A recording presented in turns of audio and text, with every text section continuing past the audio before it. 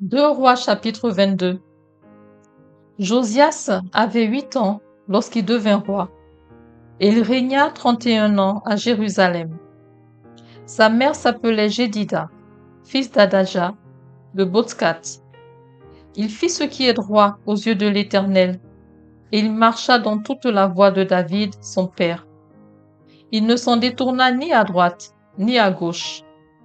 La 18e année du roi Josias, le roi envoya dans la maison de l'Éternel Shaphan, le secrétaire, fils d'Atsalia, fils de Meshulam. Il lui dit: monte vers Ilkidja, le souverain sacrificateur, et qu'il amasse l'argent qui a été apporté dans la maison de l'Éternel, et que ceux qui ont la garde du seuil ont recueilli du peuple. On remettra cet argent entre les mains de ceux qui sont chargés de faire exécuter l'ouvrage dans la maison de l'Éternel. Et ils l'emploieront pour ceux qui travaillent aux réparations de la maison de l'Éternel, pour les charpentiers, les manœuvres et les maçons, pour les achats de bois et de pierres de taille nécessaires aux réparations de la maison. Mais on ne leur demandera pas de compte pour l'argent remis entre leurs mains, car ils agissent avec probité.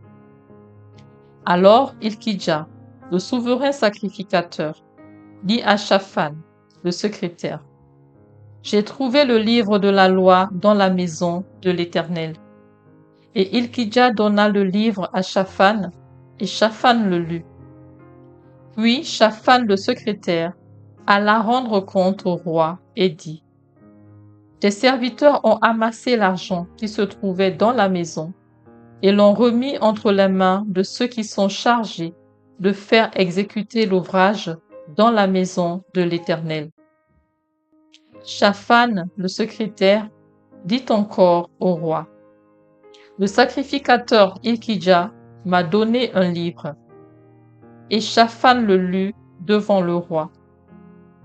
Lorsque le roi entendit les paroles du livre de la loi, il déchira ses vêtements.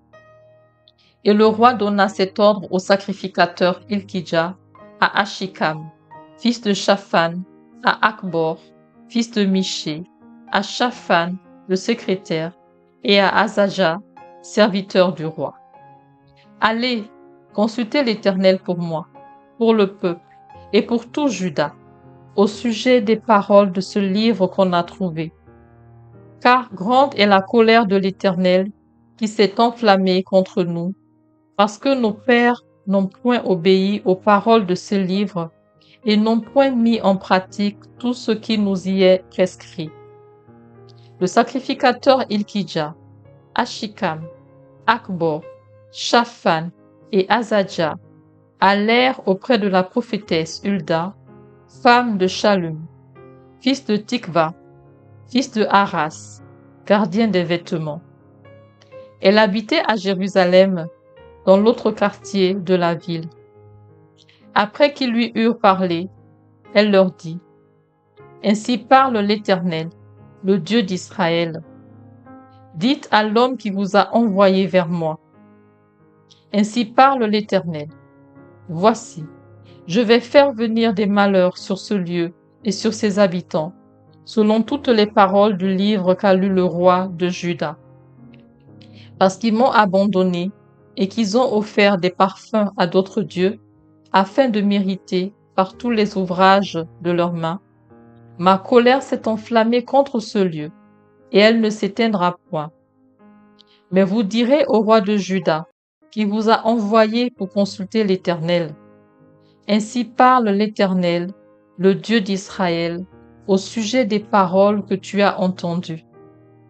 Parce que ton cœur a été touché, parce que tu t'es humilié devant l'Éternel en entendant ce que j'ai prononcé contre ce lieu et contre ses habitants, qui seront un objet d'épouvante et de malédiction, et parce que tu as déchiré tes vêtements et que tu as pleuré devant moi. Moi aussi, j'ai entendu, dit l'Éternel.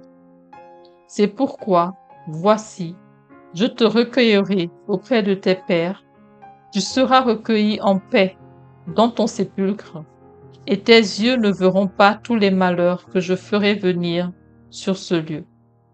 Ils rapportèrent au roi cette réponse.